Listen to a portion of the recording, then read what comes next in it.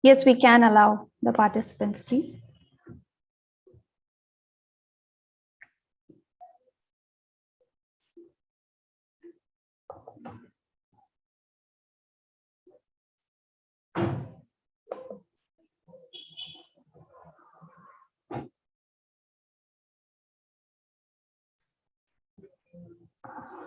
Okay, we are 1 minute past 2 now.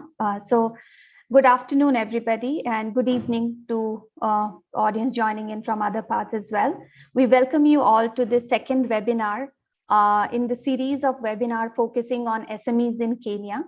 In today's webinar, we will be focusing on the discussion, our discussion around digitalization and digital platforms that can help SMEs to remain relevant in current situations, especially. We are really looking forward to a very insightful and interesting discussion today with our esteemed set of panelists. But before we begin, there are some housekeeping rules that we just need to keep in mind. The session will be of 1 hour, including question and answer. To ensure higher audio quality, we will keep the audiences and participants muted. Questions can be submitted via the chat feature, and we will pick up a few of them during the course of the session. The discussion currently, or the session is getting live streamed on Britam's YouTube channel, and the whole recording will be available on our YouTube channel once it's over. To start with, to introduce myself, I am Sarita Mohanty, an ILO's Impact Insurance Fellow, currently seconded to Britam to provide my technical support in designing and launching some innovative insurance solutions for the emerging consumer unit. And we are trying to bring in as much insights and ground level understanding to work on some innovative solution to reach out to the wider audience, especially in the emerging consumer unit there. As I mentioned, today's discussion, we will focus on digitization and digital platforms that are helping, or that are supposed to help the SMEs and MSMEs to come out of the current situation, as well as to be future ready, so that they can not only remain relevant, many times they kind of struggle to survive also. So how this digitalization, digital platforms will help there. And to understand this and other aspects here, we have our panelists with us. I would like to invite them, and I'd like to introduce them first. We have with us Ms. Linda Onyango. She is the CEO of SME Support Center Limited, which is a management consulting firm for SMEs in East Africa.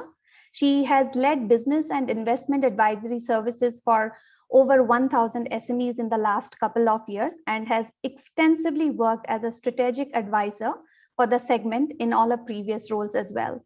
So welcome, Linda. Our second panelist is Ms. Anne Kamau. She is the director and co-founder of AB Consultants, a microinsurance consulting firm based in Kenya, and is the CEO and co-founder of Cover App, an insurtech platform that provides insurance services on the go from the mobile phone.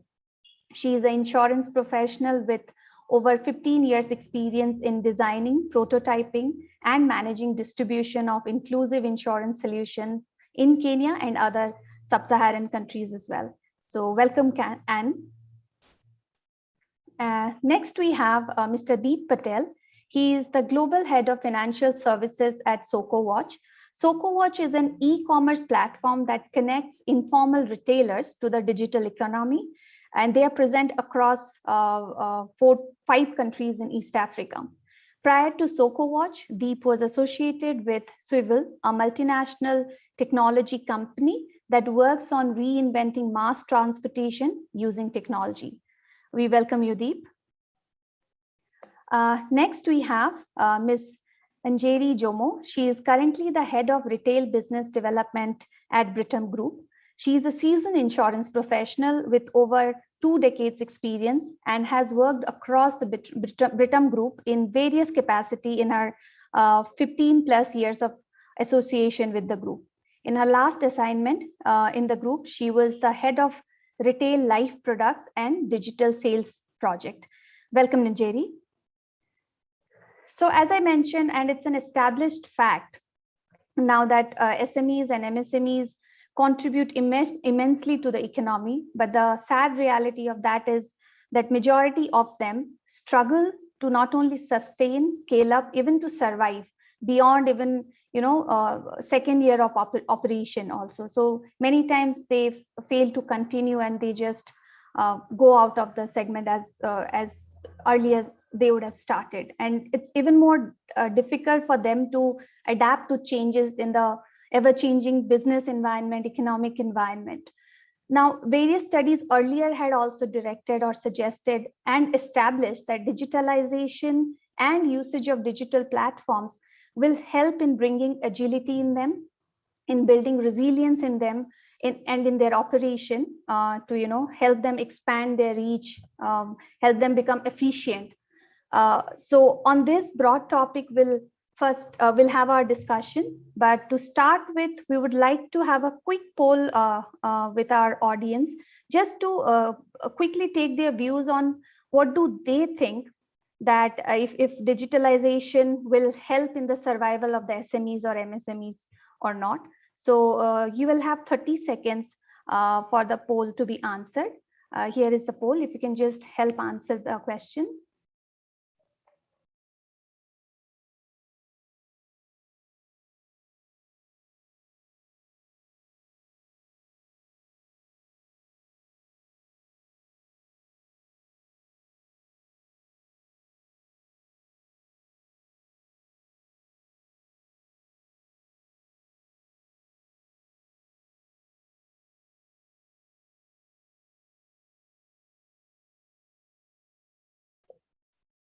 Great. I think we have got some response there. So happy to see that majority are agreeing to the fact that digitalization of SMEs and MSMEs is a key for their survival. And some people still have some reservation in terms of, they partly agree to that fact. So we hope that the following discussion will kind of help address some of the concerns, if people who have partly agreed to have, it can address that and convert their partly agreement to agreement if that's the case. So we will just move on to our discussion, and I would like to first call upon Linda to share her thoughts on how she thinks digitalization of MSMEs and SMEs can help them in this their journey of scaling up and survival, and if she can share some examples of some SMEs in Kenya or across the continent. Over to you, Linda. Sure, thank you very much. And it's a pleasure to meet you all. I hope you can all hear me very well. My name is Linda Onyango. In case we have never met, my name is Linda Onyango from the SME Support Center. And maybe a little bit about the center. We truly are a center that we believe supports SMEs, and our mission is very simple: to support SMEs to scale using simple, localized, and sustainable solutions. So those three things must be met for us to meet our objectives. So usually what happens at the center is that the SMEs just log in into the platform. If you go to our website, you'll see a register button. You can click on it, and you'll see all the services that we offer at the center. So there's so many, including digital services, right? Some digital services, please go ahead, funding, all that. So just go to our website, www.sme-supportcenter.com, and you'll definitely get an array of services, and someone will get back to you within 24 hours. So the question at hand that I have been asked is the digital, and whether it actually, the opportunities around for SMEs, and I'll just speak a little bit about the challenges I've seen and the conclusions that I have had when it comes to digital. So I think when COVID came, we all didn't have a choice but to go digital. The center was primarily, even us as the center, we are now completely digital, and we support everyone. We support digitally, we support everyone digitally. Now, where the world is going, digital is inevitable. I saw a lot of you say you completely agree, and then there's some of you say you partly agree. And I could understand why some of you say that. So where the world is going, we don't have a choice. We all have to go digital. It's literally not a choice. Now, and for me, the key challenges I've seen around, so what happened after COVID, everyone was told you have to have an online presence, go to Instagram, go to Facebook, start selling, create a web presence. Even at the center, we had a huge project. We were funded to help SMEs to create websites for free and etc. So we actually helped so many SMEs through NORAD and Africa 118 to create so many websites, because a lot of the MSMEs don't even have websites. Can you believe it? A lot of them, even when we are doing our own due diligence, you guys don't even have websites. You should actually get a website. So in my personal opinion, we all told them, go digital, go to Instagram and etc. Fast forward to 1 year down the line, what happened? Everyone went digital, everyone went on Instagram. If you go on Instagram now, there are so many clothes sellers, there are so many shoe sellers, everyone's selling the same things. And so now a lot of the SMEs are coming back and saying, Linda, the competition is too much digital. Yeah, it's too much. I've not been able to grow my followers. I've not been able to grow this. So those are the challenges they're facing now. So the question is digital ultimately effective, or is it the only way? I tell people, this is my personal belief, digital is just a channel. It is one way. It doesn't necessarily mean it is the only way. You still have to continue to do a lot of those other initiatives, whether it's to meet people, whether it's to not meet necessarily, but whether it's to call people, or whether it's to find channels in which you leverage. You don't have to do it alone through your Instagram page. Now there are so many platforms. I see what Soccer Watch is doing. The aggregator platform, Glovo is there, Jumo is there, and all these guys are there. And we also have some projects around that with Glovo and etc. So these things, look at digital as a channel. That would be some of the things I advise right now. Look at digital as a channel, especially now that everyone is on Instagram, Facebook, all the small sellers are in there. Just look at it as a channel, but then no, ultimately, the whole objective of digital is to reach the customer. So ultimately, you should ask yourself, how can I reach the customer better? And I keep saying, for me, it's not the fact that I'm digital or etc. I keep saying the businesses that will succeed in future, like the businesses that will get more customers in futures. It's no longer just about being digital, it's about the whole entire customer experience. Those are the businesses that will grow and differentiate themselves, the customer experience. So think about it. So how can I create customer experience better? So whether it's just, don't look at it as just a platform. Don't just use a platform. At the center, for example, we just don't use, once you register, we even have an SMS service. It's about the entire experience. I mean, the touch points that you put forward on your processes, ensure you're able to really be very responsive to customers and etc. I think that responsiveness is where a lot of MSMEs really fail. They really fail. So if I look at digital, definitely it's the way to go. The areas around where a lot has happened is around access to markets. Now we have SMEs at the center, for example, who are exporting all the way to Zambia just because of digital.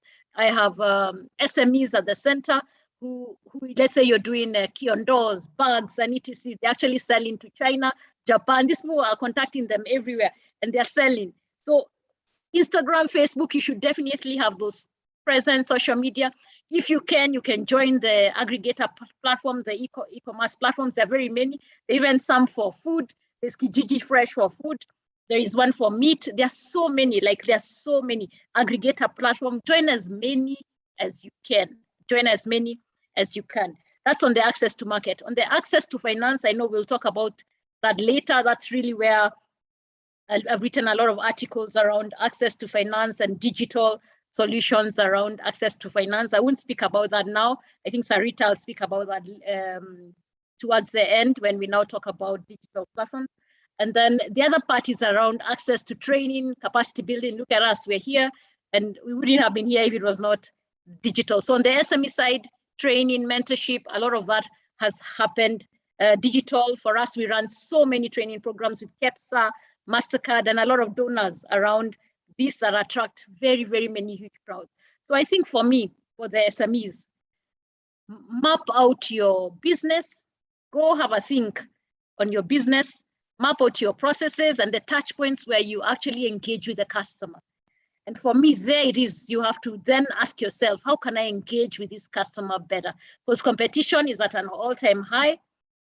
Competition at digital platforms are at an all-time high. So it's about what are you doing differently? Yeah. So what sort of tools are you leveraging? What sort of communication? What sort of experiences are you creating?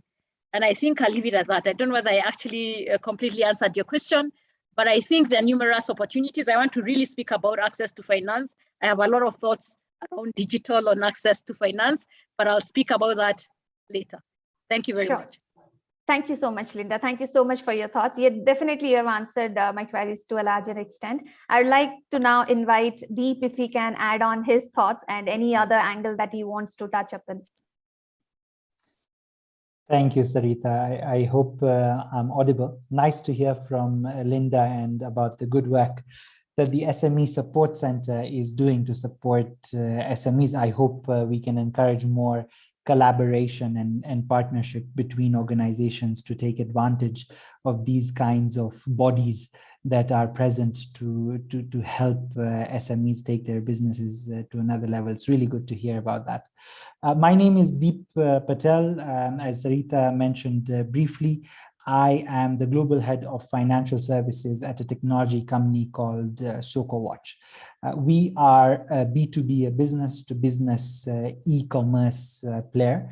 And in a nutshell, what we do is deliver fast-moving consumer goods to informal shops or small shops, small retailers across East Africa. We do this by digitizing the order process, the delivery process and stock management processes, and deliver to small shops that order from us for free on the same day. So we are one of the platforms that I think Linda mentioned as well, that SMEs can take advantage of. And off the back of our success in East Africa and serving SMEs, we've also launched a financial services business where we aim to provide access to financial services to small businesses across East Africa and more broadly in Africa as well. Just to add on to the kinds of advantages of digital that Linda was mentioning, I'd say that one of the big things that technology offers us and allows SMEs to do, or even individuals to do, is to access tools and services for their survival and growth even that they may not have had in the past. And we don't need to look too far, especially as Kenyans. We see very good examples of how technology has helped take businesses to the next level. Think about payment services like M-Pesa, which have made it incredibly easy for everyone to store and transfer value at the touch of a button.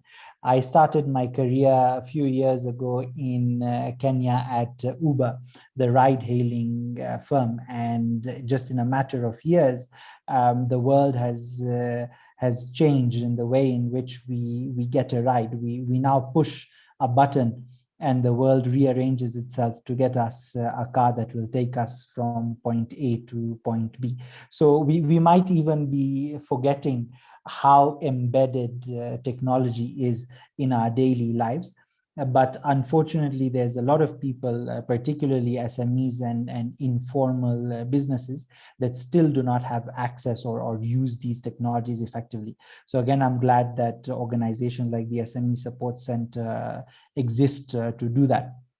And like Linda was mentioning, e-commerce platforms like ourselves are available for businesses to get access to products, in our case, fast-moving consumer goods that they need either at the touch of a button, or even if they don't have a smartphone, using SMS to order from us, and getting all of the products that they need delivered to them at their doorstep in a manner that's very convenient to them. We can, of course, beyond SocoWatch, we should be taking advantage of tools that help us digitize business operations. One thing in particular that Linda also mentioned is logistics. You have great examples across Kenya, broadly in East Africa. Glovo has been mentioned, Amitruck, Sendi, that help businesses with their logistics, and businesses no longer need to invest in their own logistics. These things are available at the touch of a button. As we digitize more and more, and we store data more effectively, I think there's also a great opportunity for SMEs to not just keep, but to use their data more effectively, to use it to manage their businesses better, manage stock better, do better margin analysis. And there are organizations that support SMEs in doing this, and recommend even products to their customers or people that they work with that will help them grow and make more money. And lastly, just to briefly touch on financing opportunities as well, with now startups and technology companies being able to use, with the power of data science, machine learning, artificial intelligence, all of this, more and more non-traditional and numerous data points to make lending decisions, or other kinds of modeling. It has become possible for people that could traditionally not access financial services or lending, for example, to actually be able to now access it and use those financial services, financing in particular, for growth, and no longer have to be locked out of the formal economy, because there are opportunities for them to now start accessing these tools and services for their growth. Thank you, Deep. Thank you. Thank you for adding on to what Linda mentioned. One part is definitely digital being used as a channel to reach out to wider audience segment. And also it is important to have an ecosystem to support it. The way you said, apart from, one channel just reaching out to the customer, you have to enable yourself also digitally to make your performance better, efficient. That will help in the end, at the end of the day, boosting your sales and bringing in efficiency, and in effect will reach out to more customer segment. At that point in time, I'd like to just put across the point that traditionally, yes, it is important to have a balance between traditional way of doing things and going digital. But any change is difficult. People are really generally resistant to any change, especially when we talk about SMEs and MSMEs. They also have the same mindset. So I would like to invite Anne here and just try and seek her views that what do you think should be done to help the segment adapt to digitalization? One is, now it is all the more important for them to go digital. COVID has kind of re-established the fact that they have to have some portion of their businesses in a digital space. So what do you think we can do to kind of help them adapt digital and adopt to the way of working going forward, so that they can be future ready? If this not this pandemic, tomorrow what is coming, we don't know. So they just can be future ready. Would you like to please add on your thoughts? Thank you very much, Sarita, and thank you, Deep and Linda, for going ahead of me and indeed setting the platform. From where I sit and the way I see it, adopting technology or helping SMEs, consume what is available in the tech space, and perhaps, be able to improve their businesses, be able to improve their offerings, like Njeri and Deep have very well, not Njeri, but Linda and Deep have very well put it. I'm thinking that it all starts with thinking about the customer. Who is the SME targeting? What are the needs of this customer? What experience is this customer looking for? And then, looking at it from that perspective, then backwards try and start solving these problems. So before we even think tech, before we even think digital, before we even think solutions, do we understand who it is that we are solving this problem for? And as I say that, I'm also looking at it from the perspective of, as I solve the problem, am I solving the problem from my perspective, as a solution provider, or am I solving the problem from the customer's perspective as the person who needs the service that I perhaps I'm bringing to the table? And that now introduces the issue of, awareness and education of the customer. Do they know what is available? Do they know through what channels the solutions available are available? And so once we start thinking like that, ideally just putting ourselves in the shoes of the customer and empathizing with the customer or the person we are delivering the solution to or designing the solution to. Once we have gotten that right, the question of how do we do it and who can help us in doing that, then starts getting answers that, how do I put it, that are sort of, I forget the word, but they're automatic, the answers start presenting themselves. You don't have to think so much, simply because you already know where you're going, you already know why you are going there, and you already know how the person you're meeting wants you to meet them. And so having said that, we look at what is this customer considering value, what are the pain points that the customer is experiencing, and then I start looking at how then can I reduce or eliminate the pain? How do I reduce the pain points? And then now what Linda brought to the table, that it's not just about a digital platform, but it is also solving a problem, comes into place where digital will not be a magic bullet. It will not be a touch and go that solves everything. But when I understand the pain points, when I understand what the customer is looking for in terms of experience, then I'll be able to develop and design an all-rounded solution where we can even adopt the new concept I'm hearing about called phygital, combining the physical and the digital, pretty much what Safaricom has done.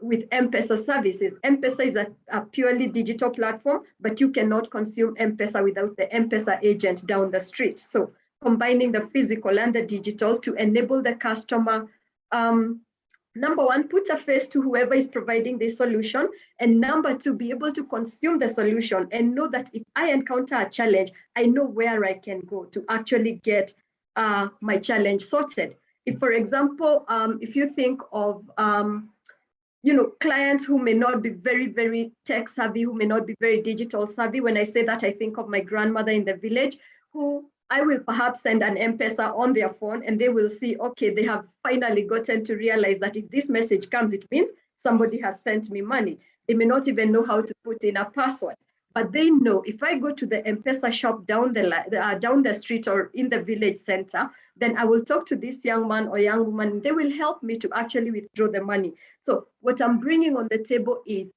as we think of what is the client looking for, how does the MSMEs adopt technology, I'm thinking about the end-to-end process in that way. Because if you think technology, if you think digital, the solutions are so easy to design. I mean, we have all these tech-savvy technical skills that we now have in the market, and they will be able to do the coding, they'll be able to do all the algorithms and all the background work. But beyond the background work, I may have a superb solution, but can my customer interact with this superb solution? Can they get their problem sorted with this solution that I have invested so much time and money in developing? So how do we do it? Understand the customer, understand their pain points, understand what experience they're looking for. And then once you've understood this, then let's go to the background and start doing the coding. Let's start designing, let's start doing the algorithm. And once we have done that, then we have brought an all-rounded solution to the customer, and the solution will be, pleasant to consume. The reason why I have no second thought consuming M-Pesa is because it's a good experience. The reason why I have no challenge, withdrawing money from my bank account onto my mobile phone, it's because it's a pleasant experience. I don't need to go queue in the bank anymore. And I'll be able to pay all my bills. I'll be able to do what just from the touch of a button and from my mobile phone. So think about the customer, map out the journey, map out the experience, and then design, because I believe that digital, the tech and the code behind it is the easier thing to get. But understanding the customer journey, understanding what they're looking for, that's where the work is. And that's what I can say. I don't know whether I have responded to it sufficiently, but that's what I would think about. Thank you, Anne. Yeah. Thank you so much for bringing in the customer aspect there. Yes, definitely. Any business, when we talk about it, has to start from the customer, because it is for them only.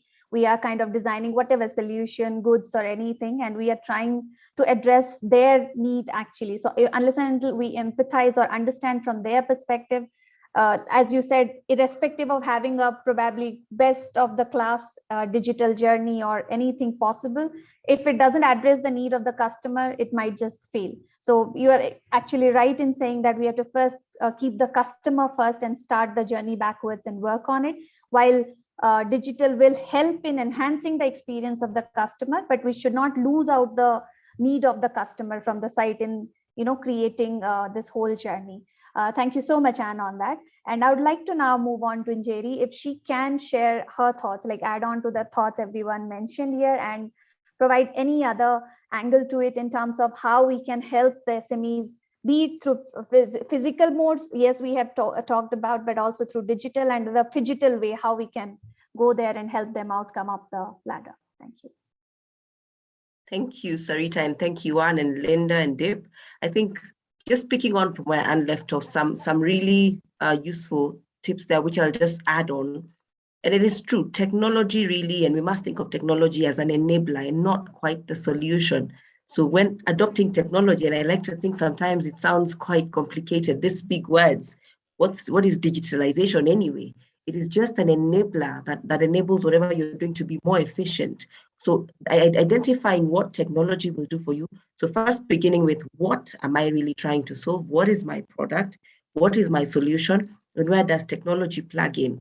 And I think where often we miss it with MSMEs and really how they adopt technology is really not being clear on what is it going to do for me. And I'll pick two use cases. For me, the first one will be distribution and reach. What technology and digitizing and writing on technology enables us to do is have a wider reach, perhaps more efficiently than we would physically. And I'll take the simple example of, for example, I'm just selling a pot. When I put it online, I have a wider market that has visibility of what I do. I no longer have to perhaps access them physically. I no longer have to go and set up. So the efficiencies that creates gives me a wider market. So perhaps appreciating that when you adopt technology, you have a wider reach with regard to sales. You have perhaps a cheaper model of distributing. You have access to a wider market without having to spend half as much as you typically have to. Also, with regard to marketing, when you leverage on technology, digital marketing versus perhaps traditional marketing, the cost is incomparable. What you typically spend on a newspaper ad, on a TV ad, on any other mode of advertising is perhaps significantly cheaper.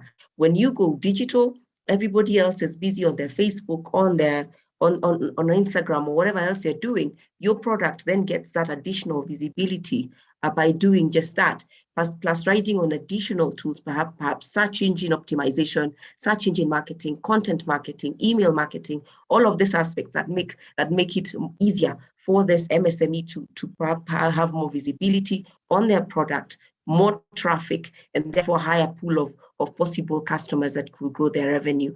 The other thing for me is it enables the MSME owner to probably keep more abreast of latest technologies.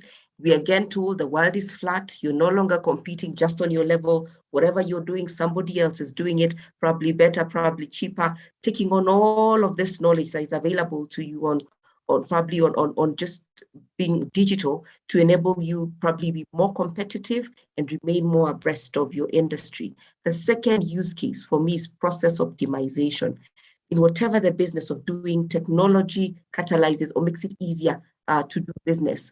most operations will be slower, will be inefficient. And speaking to what Anne was talking about, customers today really have, at the end of the day, they need something. By leveraging on technology, you make your business compete better. Your probably whatever you're doing, move on a bit faster and removes the manual, traditional dependencies that your business will require. It also enables you to design more customer-friendly offerings. The one thing about technology, when you do come to make changes and tweaks, and perhaps from our own experiences, it is a lot cheaper for you to introduce a product, test it in the market, or probably make iterations a lot easier than would happen on a manual model, and be able to get the business on the road. At the end of the day, we are in business to make money. We are in business to generate a revenue. And therefore, anything that makes it easier for us to do business, it grows our reach, improves our efficiency, is always going to be something that we leverage on, and which is why technology is really a must-have for any SME. Or MSME for that matter. Thank you so much, Njeri. Thank you so much on the thoughts. If I can just conclude from this whole discussion we had in the first segment right now, I can say there is no second thought that digitalization or digitization is not something we can now do away with. We have to adapt it. But having said that, that is not a magic pill, or it's not the only solution. As as you rightly said, it is an enabler. It brings in efficiency in the processes that the SMEs or MSMEs follow. It helps them reaching out to a wider segment with a much lower cost. And having said that, even that provides them access to other avenues like financing and all the areas that Deep talked about. So yes, definitely it is an enabler in reaching that sales targets, bringing in efficiency in processes and reaching out to a wider segment. But in doing this whole thing, what the MSMEs or SMEs have to do is to keep a focus on the client segments they are trying to address and the kind of needs they are trying to address, so that they can map their journey. And again, we understand SME is a very broad umbrella. Under that, there are various subsectors. Now, every subsector might not be able to adapt to digitalization completely, but whatever processes and aspects they can to enhance their efficiency, it is always better to do it now. As I said, the pandemic has kind of reestablished that, but yeah, not losing the sight of the customer needs end of the day, because if I'm not addressing my customer needs, be it through physical or digital, I might not go way long in the journey. So that's where I'd like to conclude this first segment of our discussion. In the second segment, we will touch upon other areas like digital platform and platform economy, as they are collectively called. But I'd like to pause here and just remind our audiences that in case you have any questions, please feel free to put them on the chat box, chat feature, and we will pick the questions during the course of the discussion. So before we move on to the next segment, we'll again do a quick poll just to have an understanding the aspect that we are going to discuss following the poll. It's about the usage of digital platforms by us on a personal level. How much do we use, just to see how much adaptable we have become over the time. So there goes the question, and you have 30 seconds to respond to it. How frequently do you use digital platforms for doing various things? Simply purchasing your essentials, food delivery, or hailing a cab, internet, mobile banking, social media. How do you use them? How frequently, rather, do you use them?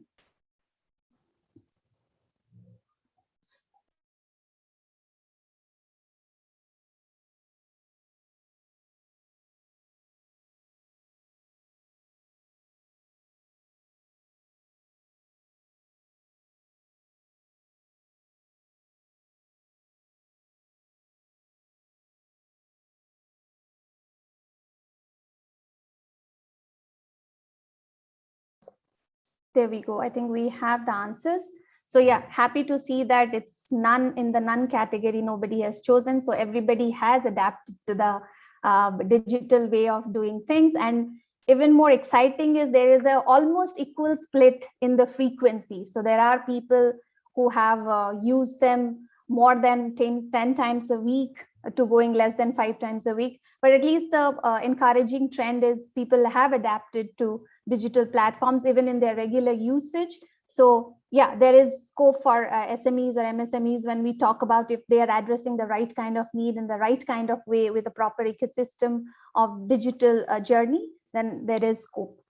So before we start the next segment, I'll just put across some thoughts around it, that as we said, like we discussed, and we now understand that digital platforms and the platform economy, as they are collectively known, have immense scope for innovation, making things faster and efficiently reaching to the customers by the SMEs or MSMEs. This, in a way, like we all touched upon on the point that in a way has democratized the way products and services are being offered, both from the provider perspective as well as from the customer perspective. So now everybody has access to any kind of a product. It's not restricted to a particular segment of the society or income levels and all. So it's a very democratic way of making things happen there. So digital platforms have enabled that. And in fact, some reports and studies have established that digital platforms or platform economy is expected to grow to around $400 billion by 2030, which is more than double, will be around from the 2018 figures, which is around $200 odd billion. So which is a huge scope there. And we understand also where from it's coming, with the younger generation being more adaptive to the digital and social platforms. So this is also going ahead.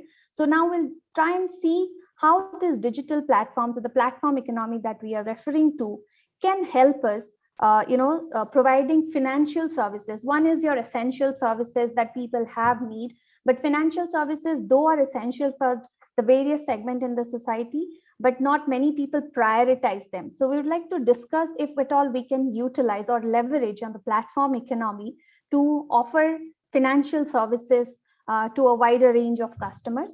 So I would like to invite Anne there first, and if you can share your thoughts around it, how we can offer better financial service providers through the platforms that are available in the market now.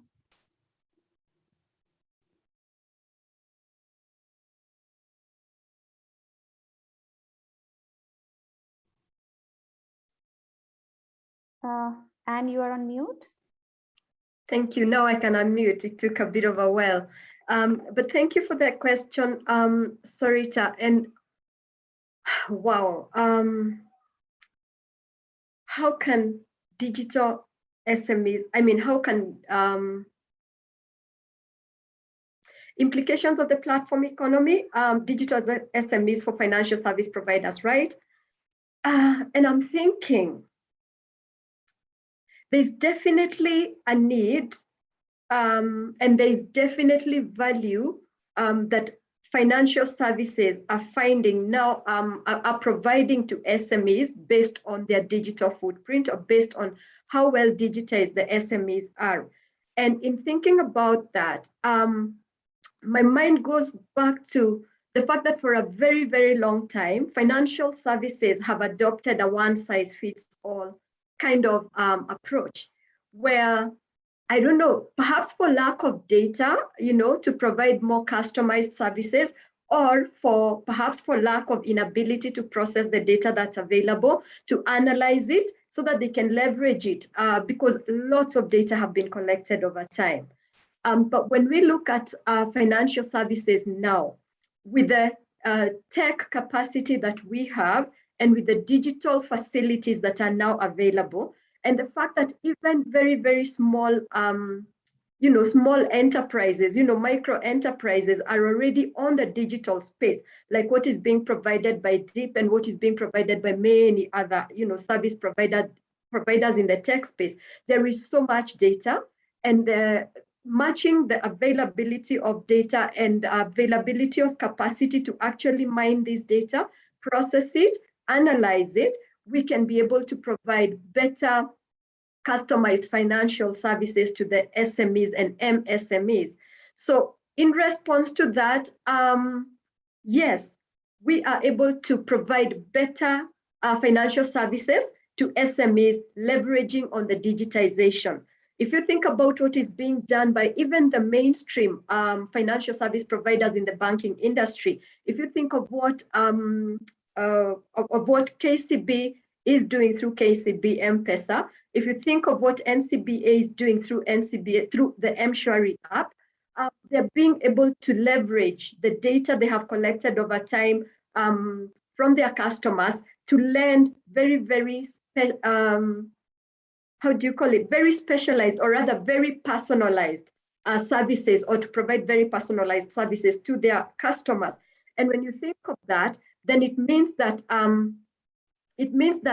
majority of the population now, regardless of the social class, regardless of the size of the business, regardless of what is being done, they have access to better financial services. Nano lenders have also been able to leverage this, and they are giving very, very personalized financial services, meaning that we have access to better financial services because of the digitalization aspect. Now, if I may look, bring it closer home to insurance. Unfortunately, we are lagging behind as insurers. Very, very unfortunately. We are still very rigid in how we are providing services. We still are trying to fit everybody into the same mold. But I believe there's a lot that we can learn from what is already being done. And I believe that we should be moving towards the space where, as financial service providers, insurance service providers, we should be able to move to the space where, by a customer keying in the details that they have and telling us what they need, we can actually design a product specifically for them. At the touch of a button, they pay, and their problem is sorted. We are rather far from there, but slowly by slowly we are getting there. And I can see that from what insurers are doing, there is the willingness. Unfortunately, implementation is rather slow, but you can see the interest, you can see the willingness, you can see the desire to actually move into technology. And I guess, again, it's being spurred by all the insurtechs that we are having coming into the industry.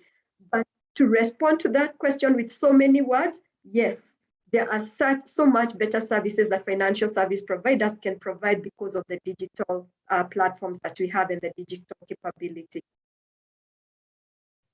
Thank you, Anne. Thank you. And in terms of touching on the point that, yes, one size fits all doesn't work on any sphere, probably not, whether it's digital or physical. So you have to kind of get to a root of customized solutions as much as possible, not complete customization if at all. But I do agree on that point that we, again, keeping customer as the focal point and work towards it. I would like to now invite Njeri to, kind of share her thoughts and the thoughts that kind of Anne touched upon. As insurer, yes, we are lagging behind a bit comparatively to other financial services probably, but still nonetheless, we are making efforts. But if you can just add on to the thoughts, given that you are a seasoned insurance professional and you can, definitely make us understand why it has been that we are lagging a bit and what we can do to kind of increase the presence of insurance in the space more. Thank you, Sarita. And I do agree with Anne. Yes, we are lagging behind, and generally for all of us in financial services. When we go back and look at perhaps the whole SME area in general, I think we had if you look at how many are off the book, how many we do not even know exist, how many we do not know much about the operation, that can begin to tell you why financial services providers then tend to seem to struggle a lot more, whether it comes to support or whether it comes to really being able to enable this particular useful segment for all of us. And I can see technology and being a very key enabler in this area. For example, as MSMEs begin to automate, how can we use this data, for them to substantiate their business activities, and essentially how much either are they eligible for financing, or is it how much insurance rating do we want to consider? So as they adopt technology, then this begins to give us additional data or insights that can help us determine, how to rate them, and therefore how much insurance or how to rate the kind of business, and move away from what Anne is speaking to as a one size fits all. The other thing is, how do we encourage them perhaps to, as they leverage on technology, have some more data sharing, because, and I come more specifically to insurance, we are looking at risk, and risk really does speak to a bigger demographic, and saying we want to look at what base are we talking about? Without as much data, then we then fall back on probably more punitive measures that may not probably be more supportive of growth in this particular area. So with data sharing and this coming off the fact that as they leverage on technology, we then have more data that can inform how we review this risks, support this portfolio, and being able even to have more scoring data that can help us even support them with business. And the last thing for me would be the issue of risk. As they adopt technology, it begins to also have probably emerging risks that arise from that. And when we look at how then do we support that, and the first one that stands out automatically for me is a cybersecurity risk. They will be running a couple of transactions on there, and perhaps a reason as to why some of them are not even adopting it already. I could hear Anne speaking about her grandmother in M-Pesa, and I was thinking about how often most of them would think that it could be stolen in transit or perhaps something would happen. And I'd imagine a lot of these MSME owners will probably be thinking, what then happens to my money? Or what then happens in this transaction? Or what if someone does hack into it? So all of them, as they adopt, as we have additional data, as we are able to look at the portfolio, probably with a lot more information, we are able to rate better, able to support better, probably even finance better, coming back to what Linda is very passionate about. So technology becomes a very key enabler in how financial services support this. And as you speak to this platform economy that's really mushroomed a lot more and probably grown a lot more during the COVID period, I see this becoming a landscape that is going to change a lot more increasingly in the coming years. Thank you, Njeri. I mean, that's a valid point for insurer or kind of risk managers. Data is key for us, and hopefully with more uptake of technology or digital platforms, that is an area if we can explore more and we can get more data, then as Anne said, we will be able to customize more. Probably that's where we are lacking at, as in lack of data is what a kind of sort of an hindrance for us to move faster. So hoping that we will do much better and much faster going ahead. On that point, I'd like to move on to Deep to highlight, like Jerry mentioned about cyber risk and all. Apart from that, if I talk about that is a risk aspect of it, but what do you think, as per you, what are the challenges in general when we talk about platform economy? What are the challenges that the platform economy faces that kind of, while they have, they are growing and they are bound to grow, but there will be some sort of restriction somewhere. So what are the challenges do you think they face, and any ideas or any thoughts around how they can be addressed? Yeah, sure. I think clearly, as both Jerry and Anne have mentioned, there is a big demand for flexible digital offerings, particularly in the financial services space, things like credit, insurance, investments, etc. But to your question, there are a lot of hurdles, or I'd say foundational issues that get in the way of small businesses accessing these kinds of financial services.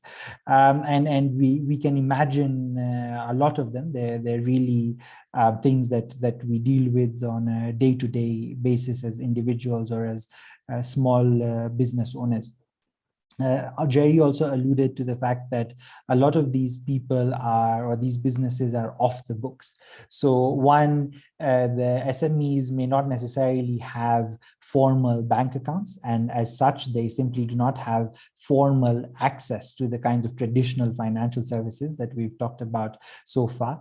Not only don't they have this access and this formal on-the-book records, but they also don't have any collateral to get the access to some of the kind of lending products that exist out there. Even beyond collateral, a lot of them don't even have the financial education, the financial literacy support to appreciate what these products are and how they should be used. And more infrastructure challenges, mobile digital infrastructure, security being one of them. I think there's a lot of work to do across the board to make sure that this infrastructure is actually available equitably everywhere and not just in urban pockets. Lastly, I'd say regulations as well. There's some work for regulators to do to catch up and to create a regulatory environment that is friendly for digitization. So all of the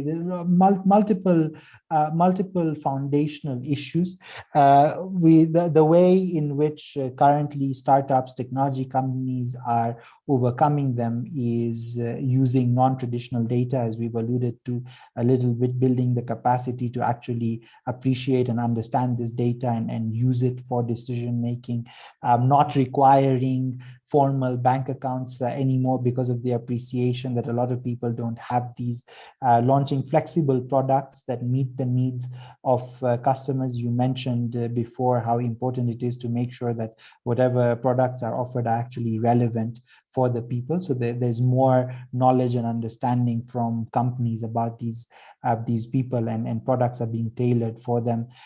They're also offering financial literacy. There's more organizations that are doing that. There's also large organizations have CSR arms that are doing more of this, which I think is a great step towards addressing some of these challenges, and using the technology that is relevant for the people that we are serving. So if not mobile apps, then SocoWatch, for example, also takes orders using SMS, which is more available to some of our customers than a mobile app. And on the background, internalizing some of the complexity of digitalization for the people that we are serving, so that they don't have to worry about digitalizing their orders, logistics, inventory management. We can essentially internalize some of that complexity for them and give them access in a manner that is meaningful for them. And lastly, I'd say partnerships is something. Organizations such as SocoWatch and Britam, for example, can partner to provide access to financial service products to otherwise ignored populations that may not have access. So I think there's a lot of work for organizations to also come together and to collectively overcome these challenges, because Britam, a financial service provider, may know a lot about financial services, but not have access to these customers that are underserved, whereas SocoWatch's bread and butter is serving these people on a daily basis where they are. So these organizations, for example, can come together to provide access to financial services in a much more meaningful manner than can be done individually. Thank you, Deep. Yeah, as you rightly said, some fundamental challenges like as we understand, simply putting, I'm sure Linda will have more to add when we talk about access to finance for this SMEs or MSMEs. While funds are available, the processes around it, like starting from collateral to the processes being very cumbersome for these segment of people to go and access. While money is there, they are not able to access because of the cumbersome processes, and that is where probably the role of regulator or other players in the market, be it private or government, they can come together, collaborate, and make it ease for the people to even access services like that, which are meant for them. But unfortunately, because of the ecosystem, they are not able to do it. And that's a very valid point. And as you rightly said, it's a collaborative effort. No one can do it in silo. All the players in the market will have to come together to address the concerns of the segment. On that note, let me just ask Linda to add on our thoughts, because at the beginning, she said she has a lot to talk about financial access. Thanks, Jerry, Anne, and Deep. Very interesting discussions. Yes, access to finance. I'm very passionate about this topic. I've written a bit of thought leaderships around access to finance. So I wanted to start where are we as a country or in Africa in terms of the landscape of the MSMEs that we're dealing with. Where are we? So if you look at where the growth is, right? Right now, I know many people talk about it, the youth bulge and all that. FDB has said 420 million youth are between 15 and 35 in Africa. In Kenya, it was like, is it 80, 90% young people? only 1 out of 6 of these people can get formal employment, only 1 out of 6. So the 5 are going into business. And they're the ones coming as micro-entrepreneurs or hustlers and all those words that our politicians like to use. What are we seeing, for example, at the center? I told you people register to access the services at the center. We are seeing 50% of the people who register. And right now we have a database of over 1,500 MSMEs. 50% are young SMEs, below 5 years, below $50,000 in annual revenue. Now, what does that mean? It goes to all those things Deep was talking about around collateral, around them able to access finance and etc. And another key point in terms of the landscape, what is happening? A lot of these MSMEs right now, where there's a lot of need, I tell you, these guys have a lot of need. They're the ones who want capacity building. They're the ones who want insurance. The larger enterprises most likely are covered in some way. Where is the growth for all of us, whether you're an insurance person, whether you're a bank, and whether you're a business service provider like myself? Where is the growth? Now, I've lost my train of thought there, but I wanted to say, so what this young segment, so 15 to 35, a lot of them have a lot of needs, and yes, and this is what I wanted to say, and a lot of them are trading, right? So 60 to 70% of Kenya's businesses, it's around trade, it's around commerce. So either they're importing the goods, or even if they're producing, you still have to trade it. Trade and commerce is underlying, whether you're in agro-processing, manufacturing, it's all about trade anyway, whether you're importing to sell locally and etc. And so you can imagine with that landscape, so a majority are young, where the gap is. Majority are young, less than 3 years in business, and a majority are trading. So what does that mean?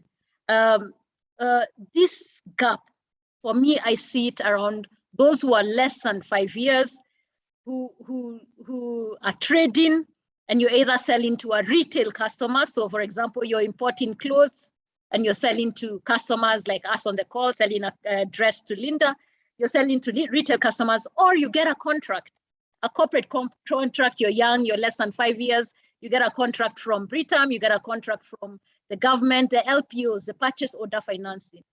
What are we doing for these people? I tell you, the requests I get for LPO financing is ridiculous. Like it is amazing how many people ask for that LPO financing. Obviously, the corporate partners cannot give them financing. They want to test you first. Yeah, so Safaricom, once you've traded with them for 3 years, I don't know about Britam, but once you've traded with them for 3 years, they can extend some credit. Unilever and all these guys, and we're working hard as business advisory providers to see what we can do. So these people who are less than 5 years, who are either selling to the retail or are selling to corporate partners through LPOs and etc. There lies opportunity for a lot of these things that we've been talking about in the call. And it's what I call cash flow financing. There's a lot of opportunity for that. So what happened with this gap? What happened? So mobile lending came. Mobile lending came for the ones that are informal, and you can get, how much can you get? 200,000, up to 200,000, I don't know. Sometimes your limit keeps moving up. You can get some money in there, but what happens to the formal ones? The informal ones go to mobile lending, but what happens to the formal ones, right? We haven't really cracked it. At the SSC right now, we are working with some partners. We are providing, we are helping these partners get a deal flow pipeline for those looking for up to $20,000. And we are going to use not traditional collateral like land and etc. We can even use your goods. I mean, if you're importing, we can collateralize your goods and etc. etc. For the formal ones, these ones where you still need maybe some track record, 6 months, trading data, etc. That's where lies of opportunity. So what have advanced economies done, right? So if you look at South Africa, not even Europe, not even US, if you just go to South Africa, which is quite advanced in terms of financial services, what have they done? There are now solutions around if you're formal and you have a cash shop, what I do is I just pretty much give you a system. and I monitor your trading data, and I keep advancing you, revenue, cash flow finance, I keep advancing you as you trade. So people like Merchant Capital, you can look them up. People like Fundra, FUNDRR, a lot of these solutions, they're not yet in Kenya, but a lot of these solutions have really started filling that gap in South Africa and etc. Another big opportunity is where Deep is, and a lot of these e-commerce platforms. Those ones have, you can begin to see some trading data, whether it's Jumia, whether it's SocoWatch, and you can begin to see some trading data. And those partnerships that Deep was talking about come in very, very, very handy. It's what is called embedded finance. And we're seeing a lot of these private lenders going this way, where you embed and you form partnerships with people like Deep, where you have the data and you just advance based on trade, advance based on trade, advance based on trades, cash flow financing. Therein lies the opportunity. I've really spoken a lot about this. For insurance, now that this is an insurance meeting, for insurance, what we are seeing a lot is the insurance partners coming to those partnerships, insurance companies coming to people like us and telling us, Linda, based on your data, can we design a product? Can we design a product for SMEs? We've seen that with one insurance company, and they really just want, I know insurance, like we said, they've lagged behind. Anne said it, Jerry said it, we've lagged behind a little bit compared to finance. Even finance is not where I would wish to see it be, but there's lots of opportunity. You can start with business advisory providers, people who have MSMEs in their database. You can start designing some products, very, very useful products. Things like, for example, this segment that I've talked about, they're young. A lot of them are sole proprietorships. They don't have huge teams, right? So what if the person dies? What happens to the business? That's a risk, right? So there's a lot of risk areas to be covered for MSMEs, very many. I don't want to speak a lot. So if that person dies, you can have life insurance for entrepreneurs. There's so many things that we can do, and we are starting to design some of these solutions. So I think for me, in terms of a summary, is we must see as providers, whether it's business advisory providers like myself, financial, insurance, and platform providers, e-commerce, we must see where is the growth and the trend. All of us want to be where it's going to grow. Anyway, all of us, even I, that's what keeps me awake when I see 50% of the people who come to the center are young. They're the ones who want our capacity building. They're the ones who want our trainings. They're the ones who want, and even I think if you do the demographic of the people who signed up, you will see that they're young. So they're the ones who are thirsty. So what can we do to leverage this area of growth and do it better in a more very easy way, just like the way the mobile lending happened, do it very efficiently and do it very easy. I think it's Anne who talked about that. So with those many remarks, I'm very passionate about this topic. With those many remarks, yeah, I'll stop there. But yeah, there's a lot, the solutions are there, they're actually there. It's just now to take it to the next level, yeah, to implement some of them. Thank you so much, Linda. Thank you for that passionate, thoughts on the area that you're talking about. As you rightly said, yes, the continent itself is a very young continent. So we have to focus on how we can help the youth, sustain more. And I mean, if we can support them in any possible ways to make things easier for them. And the area that you touched upon is many times the thought process is that formal establishment have access to better services or finances, but it's in this process we tend to feel that while we are designing solutions, keeping in mind the informal sector and the larger ones already have access, some of these formal setups become the missing middle part, and they kind of they lack the services there. So we should not lose sight again when we talk about the young formal sector. Yes, exactly. So we should not, while we focus on the informal segment, the larger segment is already taken care of. The missing middle should not be get lost out in this whole discussion. Thank you so much for those valuable insights, all of you for that matter. And while I know we have overshot the time by 9 or 10 minutes, I have a couple of questions here. If I can just take a few more minutes and put them to you all. So I have a question here to Deep and Linda. in that order. Is there a difference in adoption of digital technology based on size of enterprise? That is, are micro enterprises adopting digitalization at the same level as small or medium ones? Deep, would you like to go first and add on your thoughts there? Sure. It's just a quick one from me. I don't have any data to have a concrete answer to this, but I do have a feeling and a thought. Generally, I think the informal market, the smaller types of enterprises that Saurabh is asking about, have been ignored, despite the fact that their magnitude is very large. It's a big chunk of the business and the economy, but it's most of what is happening is on the formal side. So just taking an example of consumer goods in Africa, the market for consumer goods in Africa is $850 billion across Africa, but 90% of those transactions are actually happening through the informal retail sector that is off the books, as we've mentioned, and there's not that many solutions addressing them. So I think there is, my feeling is that there is a major gap, and most of the market has unfortunately been ignored for a long time. Thank you, Deep. Thank you.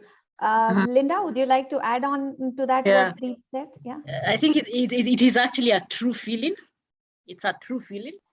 The size of enterprise influences adoption. It's a fact. Actually, for me, where I sit, it's actually a fact. And we're seeing it at the center. For example, the 50% that I tell you about, when we do our own searches, we can find an Instagram page, sometimes a Facebook page. Just this week, we were doing a selection process for a program we have with the German government. You can't find a Facebook page, you can't find an Instagram. I found it very strange. But another key driver on that is not only the size, I want to add, it is the quality of the entrepreneur, in which case, I mean, it is the entrepreneurship in terms of that demographic. The micro enterprise is changing. Traditionally, the micro enterprise was our fathers, those guys who would keep a shop for 20 years, etc. But right now, what you find is an M, people who are still, they're starting years, those young entrepreneurs, a lot of them, you'll find graduates, you'll find the type of entrepreneurs, micro, has really changed. And so you find what another factor is not the size, is also the type of entrepreneur affecting that. So you find those ones who've been to school, university, who are starting up either startups or various kinds of businesses, they'll definitely have a strong digital presence. They'll have mastered Instagram, and we also see a lot of those. But then these traditional ones, it's a huge gap. I mean, there's a huge need. Thank you, Linda. Thank you, Linda, and thank you, Deep, for answering that question. I have another question called, like, what are the major hindrances of digitization of financial services? Njeri, would you like to address this question? Yes, Sarita, please repeat the question. What are the major hindrances of digitization in financial services?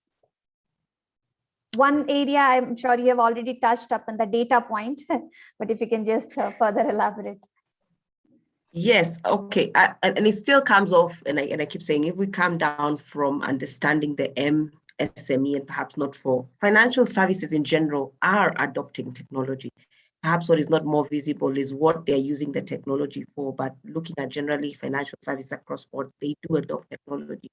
But coming down from the MSME, and Linda has spoken it, a lot of us have spoken to it, is a lot of them do not adopt technology. And I keep saying, for an MSME, they're concerned, and really we do go straight down to business, and all this are good times is when we do say, for an MSME, I like to believe they're in business to make money. So anything that suggests that they're going to increase a cost automatically drops off the book and falls off into, can I do this in a simpler, can I do this in a cheaper way? And perhaps how today we package technology, it actually looks quite expensive.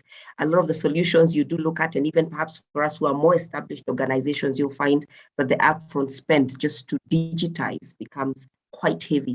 So when you do look at the MSME, and I'd even almost want to challenge the technology solution providers to think smaller and think, what is it that I can package that begins to speak to the 1, 2, 3, 4 needs that I must have, not probably entirely digitizing the entire MSME end to end, but what particular areas do I want to digitize? What, even as Linda is speaking to it, how do we break this conversation down to English, literally for an MSME owner, on what is digitalization? What does that mean for my business?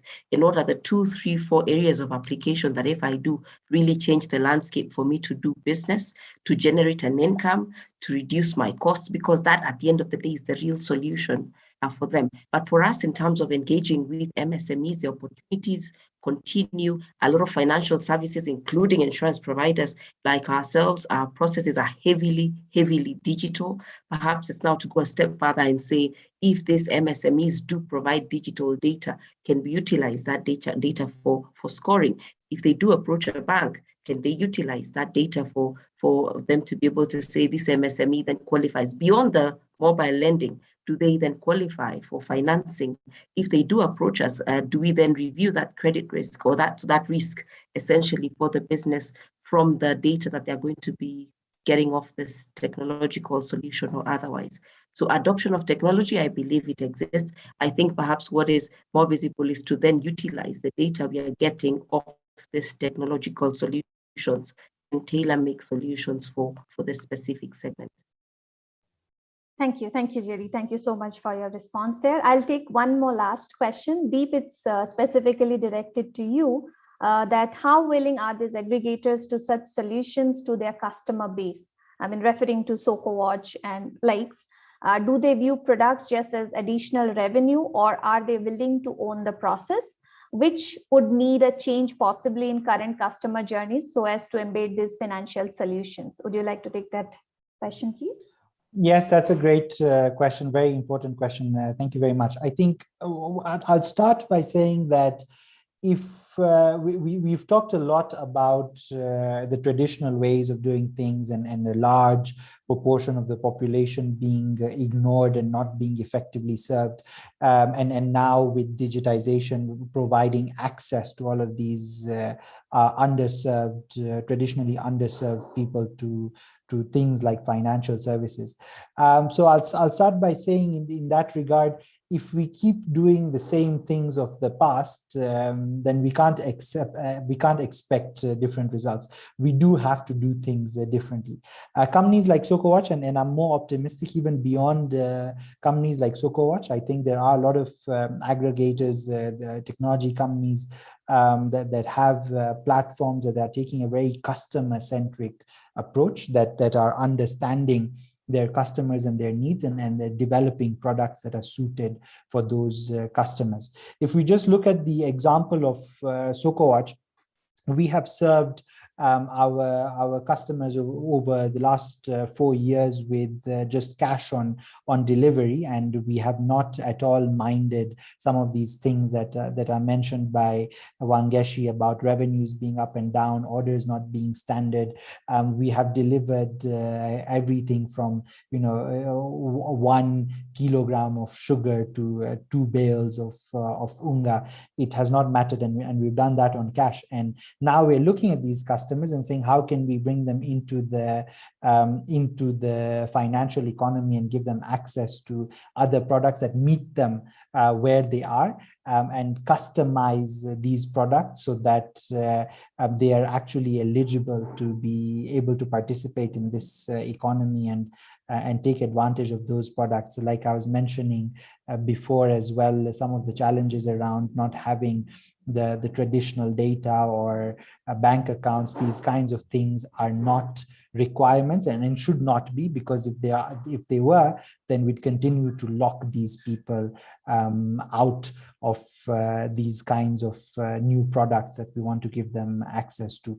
So long story short, the answer is we definitely have to be flexible, and we have to take a very customer-centric approach and do things differently from the way we have in the past. And now we have technology to lean on so that we can provide access to everyone more broadly than we have ever been able to, and combine that with the kinds of partnerships and collaborative vision that we've talked about, and we should be able to make some real magic, hopefully, going forward collectively. Great, thank you so much. That's a good ending note for that, the positive outlook towards we all working together and reaching out to a wider audience and bringing in everybody to the inclusive financial services, or making everybody inclusive in the whole process for that matter. So I would like to conclude at this stage, because we have overshot the time by almost 20 minutes now. I'd like to thank all our panelists today to take for being able to take time out from your busy schedules and be part of this interesting discussion today. Thank you so much. And we look forward to interact with you in future as well. I would like to thank our audiences to have joined in and again, be a part of this interesting discussion that we had, and our team at the back end who helped us set up this whole webinar. Thank you everyone so much for your participation, and wishing you all a good rest of the day and week ahead. So yeah, stay safe, take care. Thank you. Bye. Bye-bye. Bye-bye.